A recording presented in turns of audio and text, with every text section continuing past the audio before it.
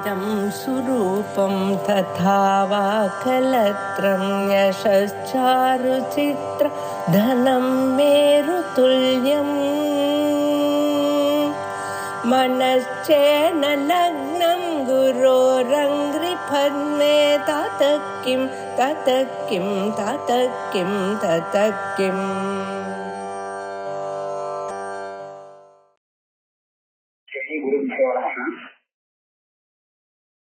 நைஷ்கர்மிய சித்தி 3வது அத்தியாயம் 112வது ஸ்லோகம் வாசித்தோம்.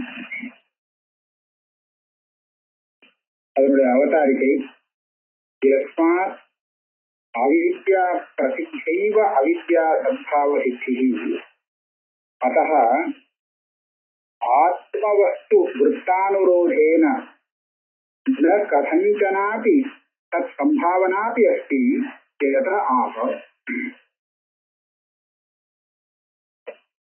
இந்த அவித்யை இருக்குங்கிறது அவித்யாலதான் சித்தமாகலாம்.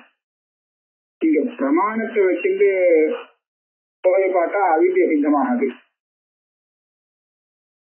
இருக்கு அப்படிங்கிறத வெளிச்சத்தை வச்சு சித்தம் பண்ண முடியாது. அதனால அவித்யா பிரசித்தைவ அவித்யா சத்பாவ சித்தி. இந்த அவித்யானது தெரியலே அப்படின்னு தெரியவே இல்லையோ அதனாலேயே அந்த அவித்யங்கிறது இருக்குன்னு சித்தமா இருக்கு. அதனாலே வாஸ்தவத்தை பார்த்தோம்னா அவித்யன்னு ஒண்ணு கிடையாது. ஆத்மஸ்வரூபம் இருக்கு, அதனுடைய சுபாவம் என்ன, அது எப்பேற்பட்டது அப்படிங்கிறத பார்த்தோமானால் நமக்கு அவித்யக்கு அந்த இடமே இருக்காது. வஸ்துவிருத்தானுரோதேன ந கதஞ்சனாபி சம்பாவனாபி. அந்த ஆத்மாவில போய் அவித்யை இருக்கு, அது மறைக்கிறது இருக்கிறது ஒண்ணும் கிடையாது. அதுதான் சொல்றாரு யதாஹ ஞானம் யஸ்ய நிஜம் ரூபம் கிரியா காரக வர்ஜிதம் சம்பாவனாபி அவித்யாயாஹ தத்ர ஸ்யாத் கேன ஹேதுனா. எல்லா ஆத்மாவுடைய நிஜம் ரூபம், நிஜமான ஸ்வரூபம், தன்னுடைய ஸ்வரூபமானது ஞானம், தியானமே ஸ்வரூபமாக இருக்கோ. அது எப்பேற்பட்ட தியானம்? கிரியா காரக வர்ஜிதம், எந்த பேதமும் இல்லாத சுத்த தியான ஸ்வரூபமா இருக்கு, சித்ரூபமாக இருக்கு. இப்பேற்பட்ட ஸ்வரூபம் கொண்ட அந்த ஆத்மஸ்வரூபத்திலே அவித்யாயாக சம்பாவனா அப்படி ஏன ஹேதுனா சார். இந்த சுத்த சைதன்யம் தானே பிரகாசித்து இருக்கக்கூடிய சுபாவம் கொண்டது, அதுல போய் அவித்யை இருக்குன்னு சொல்றதுக்கு ஒரு காரணமும் கிடையாது. அவித்யை இருக்க முடியாது. ஆனால் அவித்யை இருக்குங்கிறது அவித்யாலே தான் தெரியும். அவித்யிலேருந்து வெளியில பார்த்தா அவித்யை இருக்காது. அவித்யக்குள்ளேருந்து பார்த்தோம்னா அவித்யை. அதனால அவித்யாலேயே சித்தமானது, பிரமாணத்தால சித்தமானதுன்னு நினைக்க வேண்டாம். சோயம் ஏவம் அனுதித அனஸ்தமித அவகதி மாத்திர சரீரः ஆத்மா அபி தன் அவிசாரித பிரசித்த அவித்யா மாத்திர வியவஹித ஏவ ததா ஏவ ஈக்ஷ்யதே யதः. அதः சோயம் ஆத்மா, இந்த ஆத்மாவானது இந்த அவித்யாலே எப்படி ஆயிருக்குன்னு கேட்டா அனுதித அனஸ்தமித அவகதி மாத்திர சரீரம். அவகத்தினா சைத்தன்ய ஸ்வரூபம். அந்த சைத்தன்யம் எப்பேற்பட்டதுன்னா அனுதித அனஸ்தமிதா, அது உற்பத்தியும் இல்லை விநாசமும் இல்லை. அப்படி இருக்கக்கூடிய சைத்தன்ய மாத்திர ஸ்வரூபமாக இந்த ஆத்மா இருந்தாலும் கூட அந்த ஆத்மஸ்வரூபம் அவிசாரித சித்தமான இந்த அவித்யாலே நமக்கு மறைக்கப்படுறது. அவித்யா மாத்திர வியவஹிதா, அதாவது இதை தவிர்த்து அந்த ஆத்மஸ்வரூபத்தை மறைக்கிறதுக்கு வேற ஒண்ணும் இல்லை, அவித்யா தான் அதை மறைக்கிறது. அதனால அதை மறைக்கிறதுனால அது எப்படி தெரியுது? அததா ஏவ ஈக்ஷ்யதே, அது எப்படி இருக்கும் ஆத்மஸ்வரூபம் அப்படி நமக்கு தெரியல, அதுக்கு நேர் விபரீதமா தெரியுது. அது சுத்த சைதன்ய ஸ்வரூபம் அப்படிங்கிறது சித்தியால சொல்லப்படுறது, ஆனா நமக்கு அப்படி தெரியுது. அது உற்பத்தி விநாசம் கிடையாதுன்னு சொல்றது, ஆனா நமக்கு அப்படி தெரியுது. அதனாலயே ஏன்னா இந்த அவித்யானது அங்க விவசாயத்தை ஏற்படுத்தி கொடுத்து மறைக்கிறது. அதா ஏவ ஈக்ஷியதே. ஸ்ருதி எப்படி சொல்றதோ ததானா, ஸ்ருதி சொல்லி கொடுக்குற மாதிரி அது நமக்கு தெரியல, வேற மாதிரியா தெரியுது. அதனாலே அதஹா அனுமானாத் அயம் பாவாத் வியாவிருத்தः அபாவமாஸ்ரிதः ததோக்திய நிவர்த்தி ஸ்யாத் வாக்கியாதேவ புத்ததः. ஸ்ருதி நமக்கு சில அனுமானங்களை காண்பிக்கணும். நம்ம அனுமானத்தால இல்லை, ஸ்ருதி நமக்கு சில அனுமானம் காமிட்டு பாவ பதார்த்தங்கள்ல இருந்து ஆத்மஸ்வரூபத்தை பிரிச்சு காமிக்குமா. அப்ப அபாவத்துல சேர்ந்து விடுமோன்னு நம்ம சந்தேகம் வந்தா அபாவத்திலேருந்து பிரிச்சு காமிக்கிறதுக்கு ஸ்ருதிதான் வந்தாங்க, ஸ்ருதிதான் நமக்கு காமிக்கணும். பாவாத் வியாவிருத்தா அயம் ஆத்மா அப்படின்னா என்ன? முன்னாடி நம்ம யாருங்கிறது நமக்கு தெரியும். தெரியும்னா எப்படி தெரியும்? நாம யாருன்னு கேட்டா சரீரத்தை காண்பிப்போம். அப்ப ஸ்ருதி சொன்னது இது நீ இல்ல, இது சரீரம், இது நீ இல்லை. அப்படியானா அந்த சரீரத்துக்கு உள்ள நான் இருக்கேன் அப்படின்னு பிடிக்குவான். அதாவது பஞ்சகோஷ விவேகம்னு சொல்றோம் இல்லையா, முதல் கோஷம் இந்த அன்னமய கோஷம், இதைத்தான் நான் நினைச்சிருந்தோம். அது போச்சுன்னு சொன்னா அப்புறம் உள்ள பிராணமய கோஷம், மனோமய கோஷம், விஞ்ஞானமய கோஷம், இதெல்லாம் நான் நினைச்சுக்கோம். அப்ப ஸ்ருதி இல்லை, இதுவும் இல்லை, இதுவும் இல்லைன்னு. அப்ப நமக்கு தெரிஞ்சது எல்லாத்தையும் இல்லைன்னு சொல்லி கொடுத்துருச்சுன்னா ஓஹோ ஆத்மா நான் ஒண்ணு இல்லவே இல்லை போல இருக்கு அப்படின்னு நமக்கு சந்தேகம். பாவம்னா நமக்கு தெரிஞ்சது எந்த வஸ்துக்கள்லாம் இருக்கோ, சரீரமோ பிராணனோ மற்ற இந்திரியங்களோ மனசோ, இதெல்லாம் நான் இல்லை அப்படின்னு சொன்னா, இதெல்லாம் இருக்கோ அதெல்லாம் நான் இல்லைன்னு சொல்லிட்டா அப்ப நான்கிறது ஒண்ணு இல்லை அப்படின்னு அவன் நினைச்சண்டா, அப்படி நினைக்காதே நீ அந்த பிரம்மன் தான் அப்படின்னு சொல்லி கொடுக்கறதுக்காக வருது தத்துவமுக்திங்கிற வாழ்க்கை. இதான் சொல்றார் அனுமானா அயம் பாவாத் வியாவிருத்தா அபாவம் ஆசிரிதா. இந்த ஆத்மஸ்வரூபமானது அனுமானத்தினாலே, அதாவது ஸ்ருதி சில யுக்திகளை சொல்லி நீ சரீரம் இல்லை, இந்திரியம் இல்லை, பிராணம் இல்லை, மனசு இல்லை, இல்லைன்னு சொன்ன உடனே ஓஹோ இல்ல போல இருக்கு அப்படின்னு அபாவத்துவம் ஆசிரிதா அப்படி ஒரு பிராந்தி வந்துடும். அப்படி இருக்கும்போது ததோபி அஸ்தே நிவர்த்தி ஸ்யாத் வாக்கியாதேவ புத்ததா. அப்படின்னா நான் இல்லையோ அப்படின்னு தெரிஞ்சுக்கணும்னு ஆசைப்படுறான். அப்போ இந்த வாக்கியங்கிறது என்ன? மகா வாக்கியம். அந்த மகா வாக்கியம் சொல்லி கொடுக்கறது இல்லைன்னு இல்லை, நீ இல்லைன்னா இல்லை அப்படின்னு. மற்றதுல சரீரம் இல்லை, இந்திரியம் இல்லை அப்படின்னா இல்லை அப்படின்னு சொன்னா இல்லைங்கிறது இல்லை, நீ பிரம்மஸ்வரூபம் தான், நீ சத்ஸ்வரூபம் தான் அப்படின்னு சொல்லி கொடுக்குறான். அபாவத்திலிருந்தும் இந்த ஆத்மஸ்வரூபத்தை பிரித்து வியாபிச்சி பண்ணி கொடுக்கிறது எனக்கு அந்த வேதாந்த வாக்கியம். அதோக்திய நிவர்த்தி வாக்கியாதேவ புத்ததா. புத்ததான அந்த ஜிஜ்ஞாசுவா இருக்கக்கூடிய அதிகாரிக்கு இந்த காரியத்தை தான் பண்றது வேதாந்த வாக்கியம். அப்போ ஒரு கேள்வி மேல கேட்கிறான். யுக்தியை சொல்லி அந்த இது இல்லை அப்படின்லாம் காண்பிச்சது இல்லையோ, இதுதான் அனுமானம்னு சொல்லுவோம். இந்த அனுமானத்தினாலே பாவஸ்வரூபத்திலிருந்து அதை பிரிச்சா மாதிரி அபாவத்திலிருந்து ஆத்மஸ்வரூபத்தை அனுமானத்தினாலேயே பிரிக்கணுமே. அந்த இடத்துல வாக்கு நேர நீ உபதேசம் பண்ணணுங்கிறது என்ன அவசியம் அப்படின்னு மேல ஒரு கேள்வி. பாவவத்து அபாவாதபி நிவர்த்தி அனுமானாதேவ கிமிகி நபவதி இது சேத். அந்த கேள்விக்கு பதில் கேட்கிறவன் என்ன நினைக்கிறான்? ஒரு யுக்தியை காண்பிச்சா போதும், அது இது தேகம் ஆத்மாவா இல்லையான்னு நம்ம அந்த யுக்தியை வச்சு கண்டுபிடிச்சுடலாம். இந்திரியம் ஆத்மாவா இல்லையான்னு ஸ்ருதி சொல்லி கொடுத்த அந்த யுக்தியை வச்சு அன்வய வியதிரேகங்களை வச்சுட்டு கண்டுபிடிக்க முடியும். அப்ப அனுமானத்தினால நமக்கு தெரிஞ்ச தேகாதி பாவரூபத்திலிருந்து ஆத்மாவை பிரிக்க முடியும் அப்படின்னு சொன்னால், அப்ப அது அபாவங்கிற சந்தேகம் வரும்போது அபாவத்திலிருந்தும் ஸ்ருதி சொல்லி கொடுத்த ஒரு யுக்தியை வச்சுட்டே பிரித்து கண்டுபிடித்து விடலாமே ஆத்மஸ்வரூபத்தை. இதுக்கு மகா வாக்கியம் தான் உபதேசம் பண்ணணும்னு என்ன அவசியம் அப்படின்னு கேள்வி வரும். இந்த கேள்விக்கு பதில் சொல்றா சிவனும். न व्यावृत्तिः यथा भावात् भावेनैव अविशेषतः अभावत्वात् व्यावृत्तिः न तथा इष्यते. இது முடியாதுங்கிற ஆத்மஸ்வரூபத்தை மற்ற பாவ பதார்த்தங்கள் அப்படின்னு சொன்னா தேகம் இருக்கு, இந்திரியம் இருக்கு, பிராணம் இருக்கு, இதைகளை காட்டிலும் இது வேறானதாக இருக்குங்கிறத எதை வச்சு கண்டுபிடிக்கிறோம்? பாவத்தினால இல்லையே. அப்படின்னா என்ன அர்த்தம்னா, ஒருத்தங்கிட்ட இப்படி நம்ம கேட்போம், ஆத்மஸ்வரூபம் இந்த தேகம், இந்திரியம், பிராணம், மனசு எல்லாத்தையும் காட்டியும் தனியா இருக்குன்னு சொல்றோம்.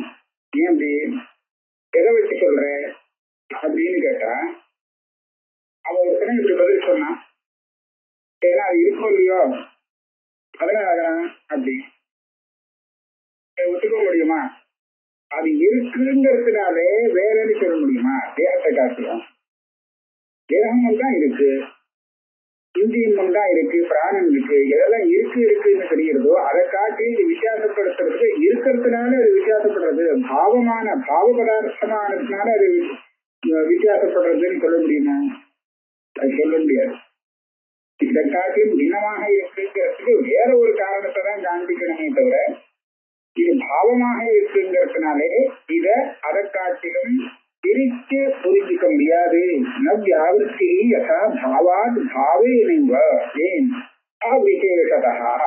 அதுவும் பாவம், இதுவும் பாவம். அப்ப இது இந்த பாவம் அதை காட்டிலும் வேறன்னு சொல்றது இந்த ஹேத்து பொதுவான பாவஸ்வரூபமா இருக்கிறதுனாலே இந்த ஹேத்து போராது.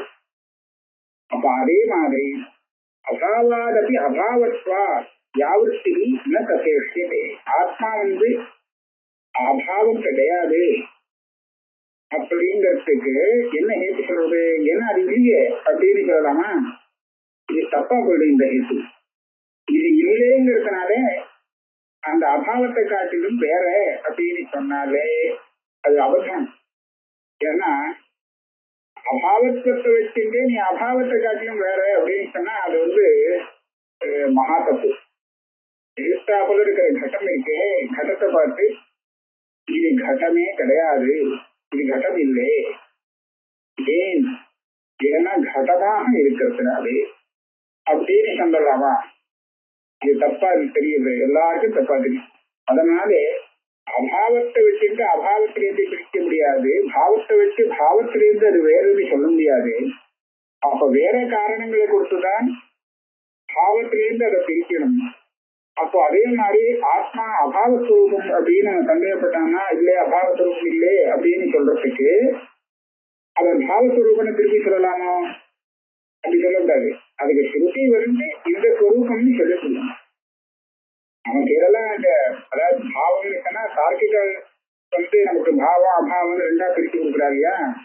அந்த பாவ பதார்த்தத்துல இது சேரல அப்படின்னு சொன்னதுக்கு அப்புறம் அபாவ பதார்த்தத்துல சேர்த்து விடுவோம் அப்படின்னு சந்தேகம் வரைச்சு அபாவ பதார்த்தத்துல சேரலைங்கிறதுக்கு காரணமாக எதை கொடுக்கணும்? இது பாவ பதார்த்தத்துல சேர்ந்துருக்குங்கிறதுக்கா கொடுக்குறது? அதுதான் இல்லைன்னு சொல்லியாச்சு. அப்ப அதனால என்ன சொல்ல வேண்டியிருக்கும்? அபாவாது வியாவிருத்தி சொல்றதுக்கு ஸ்ருதிதான் வந்தாக. எப்படி அந்த ஸ்ருதியானது தேகம், இந்திரியம், மனசு, அந்தஸ்கரணம், பிராணம் எல்லாத்தையும் காட்டியும் வேற தனியாக இருக்கு ஆத்மானு சொல்லி கொடுத்ததோ அதே ஆத்மஸ்வரூபம் தான். இது அபாவங்கிறதுல இருந்தும் இதை வியாவிருத்தி பண்ணி கொடுக்கணும்.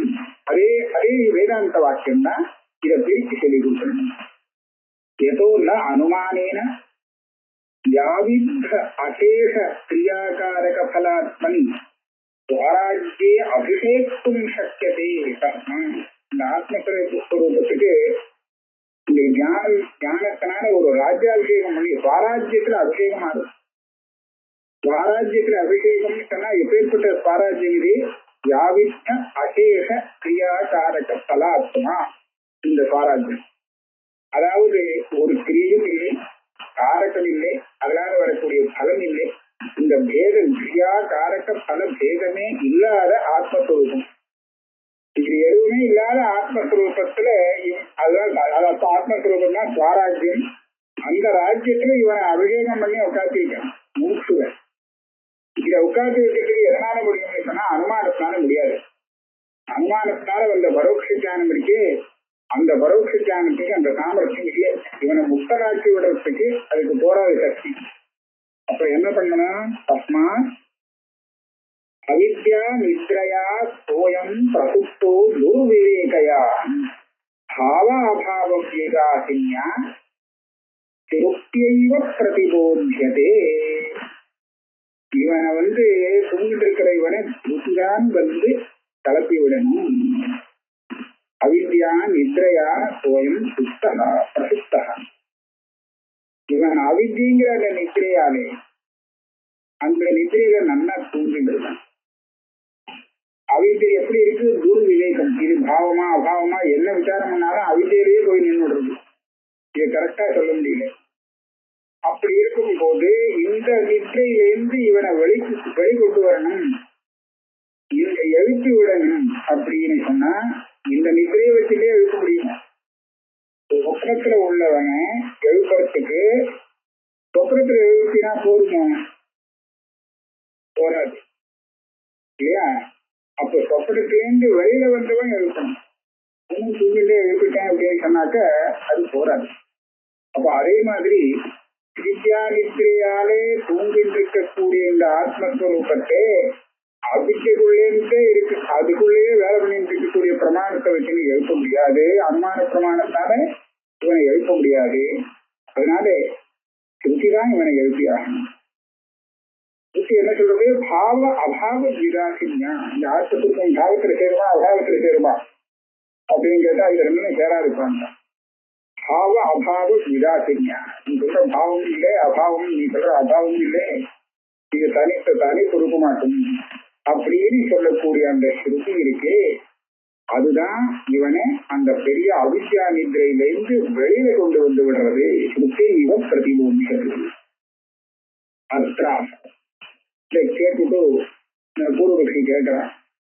அனுகித அனர்த்தமித விஞ்ஞான ஆத்மமாத்திரஸ்வரூபத்வா துஷ்சம்பாவ்யா அவித்யா. ஸ்ருதி சொல்லி கொடுத்த இந்த ஆத்மஸ்வரூபம் எப்படி இருக்குன்னு சொன்னா அனுதித அனஸ்தமித விஞ்ஞான மாத்திர ஸ்வரூபமாக இருக்கு. அதாவது உற்பத்தி விநாசம் இல்லாத சுத்த ஞானஸ்வரூபமாக அந்த ஆத்மா இருக்கு அப்படிதான் சொல்லி சொல்லுங்க. ஆத்மாவது அப்படின்னா அதுல அவித்தையெல்லாம் இருக்கவே முடியாது. அவித்தையால தூங்கிட்டு இருக்கிறத சுத்தி விட்டு கலக்கி விடுறது நீங்க என்னமா சொல்ல முடியும்? அது தூங்கவே முடியாது. அவித்தியங்கிற நித்திரையே அது கிட்ட வராது. அப்படி இருக்கிறது அந்த ஆத்மஸ்வரூபம் அவித்யா நித்திரையான தூங்கிட்டு இருக்கு, அது கலக்க முடியாது அப்படின்னு எப்படி சொல்லலாம்னு கேட்கிறாங்க. அதுக்கு சொல்றார் நைததேவம். இந்த கேள்வி எல்லாம் திருப்பி கேட்காத. எப்ப கேட்கிற? கேட்டா ஆஹா புதகா கேட்டா ஆஹா. இது கேட்கக்கூடாதான். ஏன் கேட்கக்கூடாது? அங்க ரெண்டு விகல்பம் பண்ணணும். உதோ அவித்யேதி சோத்தியம் ஸ்யான் நைவம் பிராஸ்வசம்பவாத் காலத்ரயா பரிச்சித்தே நச்சோர்த்தம் சோத்திய சம்பவா. என்ன கேட்கிற? இப்பேற்பட்ட ஒரு ஆத்மஸ்வரூபம் சிருஷ்டி இருக்கு. அந்த ஆத்மஸ்வரூபத்துல எப்படி அவித்யை வரும்? அப்படி எப்படி அவித்யை இருக்க முடியும்? இருக்க முடியாதே அப்படின்னு உங்க அபிப்பிராயம். இதான் நீ கேட்கிற, ஆட்சேபிக்கிறேன். எப்ப ஆட்சேபிக்கிறேன்? ஞானம் பார்க்க முன்னாடியே ஆட்சேபிக்கிறியா இல்ல ஞானம் வந்ததுக்கு பிற்பாடு ஆட்சேபிக்கிறியா அப்படின்னு பிரிச்சுட்டு வேண்டிய. அதாவது ஆத்மா தெரிஞ்சு விட்டு அதுக்கப்புறம் அந்த ஆத்மாவை எப்படி அவித்யை வரும் அப்படின்னு நீ கேட்கறியா? இல்ல ஆத்மாவே தெரியாதவருக்கு அப்படி இருக்கும்போது இந்த ஆத்மாவில எப்படி அவித்யை வர முடியும் அப்படின்னு கேட்கறியா? இல்ல அஜ்ஞான காலத்துலதான் கேட்கிறேன், அதாவது ஆத்ம ஜானம் வரல அதுக்கு முன்னாடியே நான் அவித்யை வர முடியாதுன்னு கேட்கிறேன் அப்படின்னு அவன் சொன்னான்னு வச்சுக்கோங்க. அப்ப சொல்றார் ரிதோவித்தேதி சோத்தியம் ஸ்யாத் நைவம் பிராக் ஹேத்வசம்பவா. இந்த கேள்விக்கு காரணமே இல்லையே. நீ கேட்கணும்னா ஒரு காரணம் வேண்டாமா? ஏன் இப்படி சொல்ற? உனக்கு ஆத்மா தெரியுமா? தெரியாது. அப்ப தெரியாதுன்னா ஆத்மஸ்வரூபத்துல இதுதான் அஜ்ஞானம். இதுதான் அஜ்ஞானம்னு சொல்லும் போது இந்த ஆத்மஸ்வரூபத்துல அஜ்ஞானம் எப்படி இருக்க முடியும் அப்படின்னு எப்படி கேட்க முடியும்? நானே அனுபவிச்சிருந்து உனக்கு தெரியுமான்னு கேட்டா தெரியாது. தெரியாதுன்னு சொல்ற பதில் சொல்றவன் இந்த இந்த மாதிரி கேட்க முடியுமா? இந்த விஷயம் எப்படி தெரியாம இருக்க முடியும் அப்படின்னு கேட்கலாமா? கேட்க முடியாது. தெரியலே அவனே ஒத்துக்கிறேனே. அப்ப எந்த ஆத்மஸ்வரூபத்தை உபனிஷத்தை சொல்லிக் கொடுக்கிறதோ அந்த ஆத்மஸ்வரூபம் தெரியல அப்படிங்கிற நிலையில இருந்துட்டு நீ இந்த கேள்வியை கலப்பவே முடியாது. ஏன்னா இந்த கேள்வியை கேட்கறதுக்கு உண்டான காரணம் அங்க இருந்து நைவம் பிராக்னா ஜானம் வரத்துக்கு முன்னாடி, ஆத்ம ஜானம் வரத்துக்கு முன்னாடி இந்த கேள்வி கேட்க முடியாது. ஏன்னா ஆத்ம ஜானம் வரத்துக்கு முன்னாடி ஆத்மாவை தெரியுமான்னு கேட்டா தெரியலன்னு சொல்லியாங்க. அப்ப தெரியாத நிலையிலே அஜான காலத்துல இதான் அவித்யா காலம், அந்த அவித்யை இருக்கும் நிலையிலே அவித்யை எப்படி ஆத்மாவை வர முடியும் அப்படின்னு கேட்கப்படாது. காலத்திரய அபரிச்சித்தேகே நஜோர்தம் சோத்திய சம்பவம். ஆத்ம ஜானம் வந்து அதுக்கப்புறம் கேட்கிறேன் அப்படின்னு கேட்கிறான். ஆத்ம ஜானம் வராத நிலையில எப்படி அவித்தியன்னு கேட்கல, எனக்கு ஆத்ம ஜானம் வந்தாச்சு, இனிமேல் நான் கேட்கிறேன் அந்த நான் எனக்கு தெரிகிற அந்த ஆத்மஸ்வரூபத்துல எப்படி அவித்திய வர முடியும் யாத பார்த்து கேட்கிறேன். கேள்வியே வராது. ஏன் காலத்திரய அபரிச்சித்தே. இந்த சுத்த ஆத்மஸ்வரூபம் அப்படின்னு சொல்லிட்டோம்னா இது தெரிஞ்சு போயிட்டு சொன்னா அப்ப அந்த ஆத்மஸ்வரூபத்துல அவித்யானது எந்த காலத்திலும் இல்லையே. அப்ப யாரு வந்ததுன்னு சொன்னா அந்த அவித்யா அதுல வந்ததுன்னு. அதனால ஞானம் வந்ததுக்கு அப்புறம் ஆத்மாவில அவித்யா எப்படி இருக்க முடியும் அப்படின்னு கேட்டா இருக்க முடியாதுதான். அதுதான் பதில். அவன் கேள்வியே கேட்க முடியாது. அவித்யா இருக்குன்னு நம்ம சொல்லவே இல்லை. ஞானம் வரத்துக்கு முன்னாடி தெரியல அப்படின்னு சொல்லிட்டு இருந்தானே, அது ஏன் அப்படி சொல்லிட்டு இருந்தான்னா அவித்யாலே.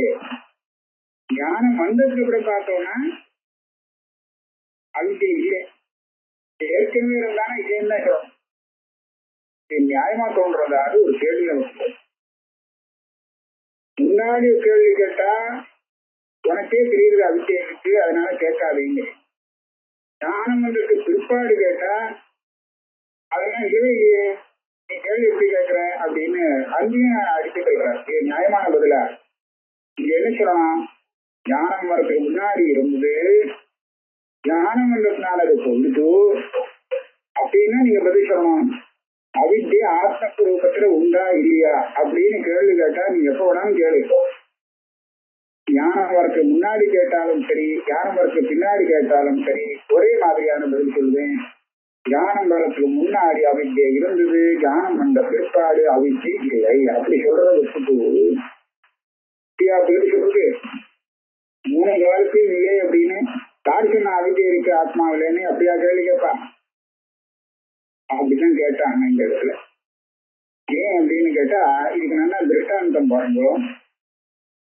ஒரு ரசிவ சர்ப்பமாக நினைச்சுட்டு இருக்கான். அவனுக்கு சர்ப்ப பிராந்தி வந்துருக்கு. இந்த சர்ப்ப பிராந்தி காலத்துல அவன் என்னன்னு சொல்லுவான், சர்ப்பம்னு சொல்லுவான். சர்ப்பம் இருக்கு அதுல தீர்மானமா இருந்துட்டான்னு வச்சுருக்கோம். ரசிவன்னு சொன்னா நம்பவே மாட்டான். சர்ப்பம் தான் தீர்மானமா வச்சுட்டான்னா அப்ப அதுதான் அவனுக்கு, அவனை பொறுத்தவரையில் அங்க சர்ப்பம் தான் இருக்கு. இது ஏன் அப்படி இந்த மாதிரி அவனுக்கு தெரியுது? ஏன்னா அவனுக்கு அது கயிறுங்கிறது உண்மை தெரியல, அஜானத்தால தெரியுது அப்படின்னு. இத்த நேரம் கழிச்சு தெய்வாதீனமா அவனுக்கே தெரிஞ்சு கொடுத்து கயிறுதான். இப்ப என்ன பண்ணுவான், இப்ப அது கயிறா பாம்பா அப்படின்னு கேட்டா முன்னாடி ஒரு பாம்பா இருந்தது, இந்த கணத்துல இருந்து அது கயிறாயிடுச்சு அப்படியா சொல்லுவா? ஏன்னா இது பாதம்.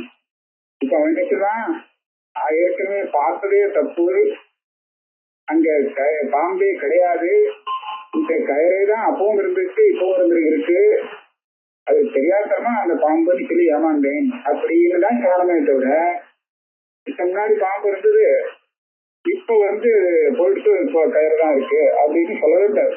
தப்பு. அப்ப ஏன்னா பாதம் வர இடத்துல இப்படிதான் அஜானத்தோடு சேர்த்து அஜானத்துடைய காரியம் நிவர்த்தி ஆகும் போது, ஞானத்தால நிவர்த்தி ஆகும் போது அதுக்கு பாதம்னு பேரு. அப்படி நிவர்த்தி ஆச்சுன்னா எக்காலத்திலையும் அதுக்கு சம்பந்தம் இல்லைன்னு ஆயிடும். ஞானத்தால அஜான காரியத்தை நிவர்த்தி பண்ணும் போது கிடையவே கிடையாது, எப்பவுமே கிடையாது, முன்னாடியும் இல்லைன்னு சொல்லுபடியா.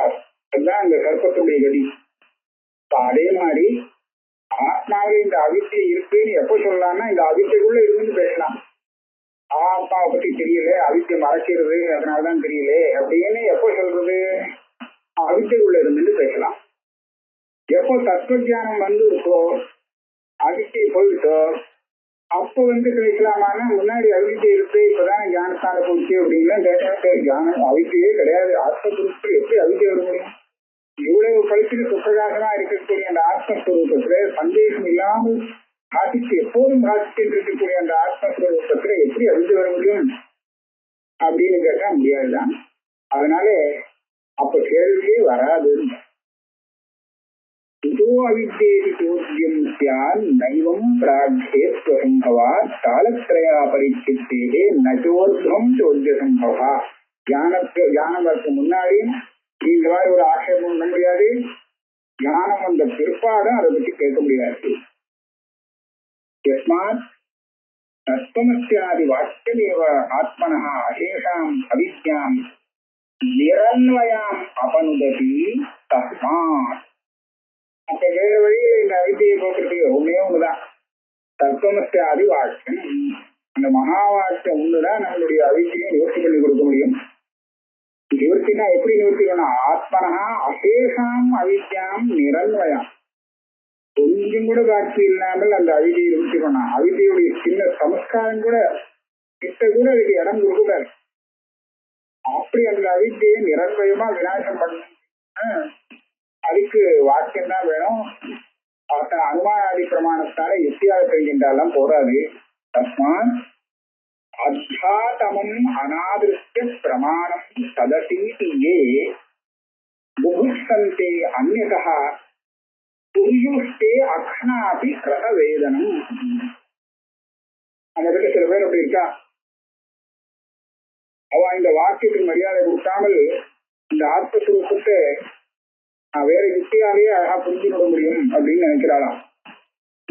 அத்தாதமம் பிரமாணம் பிரமாணமா இருக்கக்கூடிய, அதாவது பரம பிரமாணமா இருக்கக்கூடிய அந்த வாக்கியம் இருக்கே, ததசி தொம் சதசி தத் அசி. தத்துனா தத்து தானே, ததையோசோமீரமக்ராசீத்னு ஆரம்பிச்ச அந்த தத்தை தானே தத்தை. நீ அந்த தத்ஸ்வரூபந்தான் அப்படின்னு உபதேசம் பண்ணக்கூடிய இந்த பிரமாண வாக்கியத்தை அநாதிருத்திய இதை அவ ஏற்றுக்காமல் சில பேர் இதை முக்கியார்த்தனமா இருக்கிறதா நினைச்சுட்டு புகுசந்தே அந்நியதா, இதை தவிர்த்து வேற ஒரு நல்ல பிரமாணத்தால நான் ஆத்மஸ்வரூபத்தை கண்டுபிடிக்க முடியும் அப்படின்னு யாரு நினைக்கிறாளோ, இவாளுடைய நினைப்பு எப்படி இருக்குன்னு கேட்டா அக்ஷணாபி ரச வேதனம். ரசம்னா என்ன? ருச்சி. மதுரம், அம்பலம், அதாவது புளிப்பா இருக்கு, கஷ்டப்பா இருக்கு, புளிப்பா இருக்கு, உப்பா இருக்கு. இதெல்லாம் நமக்கு எதனால தெரியும்? கண்ணால பார்க்க முடியுமோ? செய்யவே முடியாது. இருக்குன்னு ஒரு இந்திரியம் கொடுத்துட்ட, அந்த இந்திரியத்தினாலதான் இதை ருச்சி பார்த்தாங்க, கண்ணால பார்க்க முடியாது. ஆனா யாராவது ஒரு மகானுபாவம் நான் கண்ணால பார்த்து அந்த ருச்சியை அனுபவிக்க முடியும், குணத்தினுடைய மாதுரியத்தை நான் கண்ணால பார்த்து சுவைக்க முடியும் அப்படின்னு ஒருத்தர் சொன்னான்னா அதை யாராவது நம்புவாளோ? நம்ப முடியாது. சில பேர் நம்பிடுவா, என்னோட யோக பிரபாவம் அப்படின்னு சொன்னா.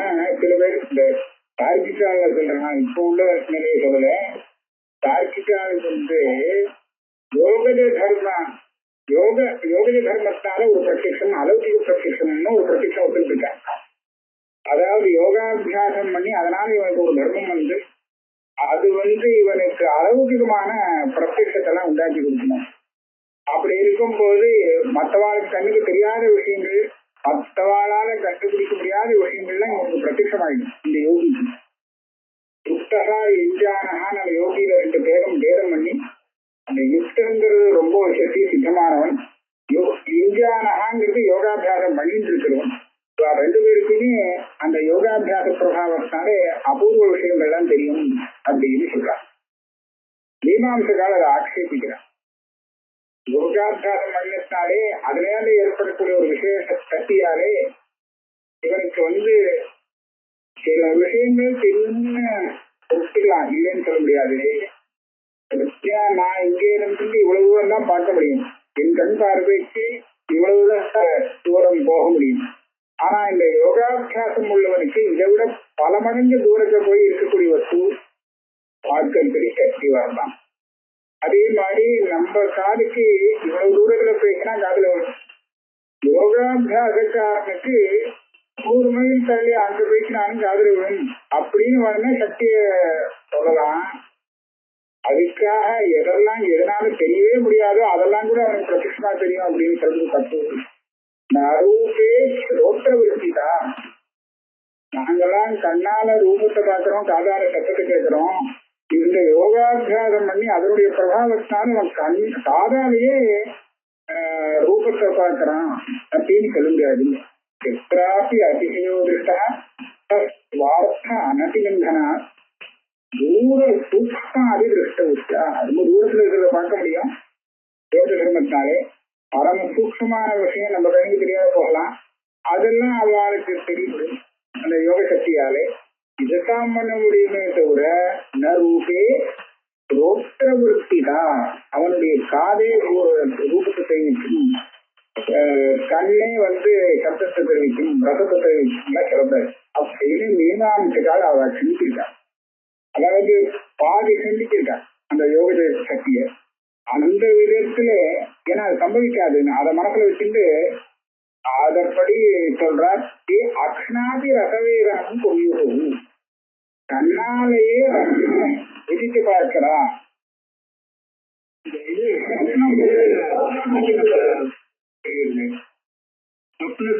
எதுவுமே இந்திரியத்தால வரக்கூடியதான் இல்லை. எனக்கு இந்திரியம் இல்லை, ஆனா இந்திரியத்தால வரா மாதிரி ஒரு பிராந்தி தான் அது. நீங்க கண்ணால ரசத்தை ருசித்து பார்க்க முடியுமா?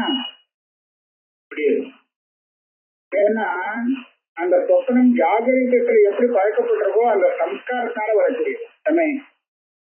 சம்ஸ்காரம் நமக்கு ஏற்கனவே எப்படி இருக்கோ அதுக்கு பேசா போலதான் பிரமம் வரும். அதனாலே கண்ணால ரூபத்தை பார்த்த சம்ஸ்காரம் தான், அனுபவித்த சம்ஸ்காரம் தான் நமக்கு இருக்கு. ஆகையால சொப்பனத்திலையும் கண்ணால பார்க்கலாம், கண்ணால ரூபத்தை பார்க்கலாம், மாற்றி வராது. சில விஷயங்கள் அபூர்வமா சிலது மாற்றி வரலாம். அந்த இடத்துல பல சம்ஸ்காரங்கள் கலந்து மாறி தெரியறது அப்படின்னு சொல்ல வேண்டியிருக்கும். இங்கே அக்ஷாதி ரசவேதனம் புரியும்னு சொன்னா கண்ணாலேயே அவ ரசத்தை ருசிச்சு பார்க்கிறா அப்படின்னு சொல்றது எப்படி அசம்பவமோ, அதாவது முடியாத காரியமோ, அதே மாதிரி இந்த மகா வாக்கியங்கிற பிரமாணத்தை பிரத்யக்ஷ பிரமாணத்தை விட்டுட்டு வேற வழியா அந்த ஆத்மஸ்வரூபத்தை நாம் பார்த்து தெரிஞ்சுக்கிறேன் அப்படின்னு ஒருத்தம் போனான்னு சொன்னா அது முடியாத காரியம், அது தெரியலே அப்படின்றார். அத்தாத்தமம் அநாதிருத்திய பிரமாணம் சதசீதியே பொதுசந்தே அந்நியதா. இதுல இருந்து இதை தவிர்த்து வேற ஒரு பிரமாணத்தான நான் ஆத்மஸ்வரூபத்தை கண்டுபிடிச்சுக்கிறேன்னு யாரு நினைக்கிறாளோ அவளால் அது முடியாது. புரியுத்தே அக்ஷ்ணாபி ரசவேதனம். 117வது ஸ்லோகம் வரையில் ஆயிடுச்சு. அடுத்த கிளாஸ்ல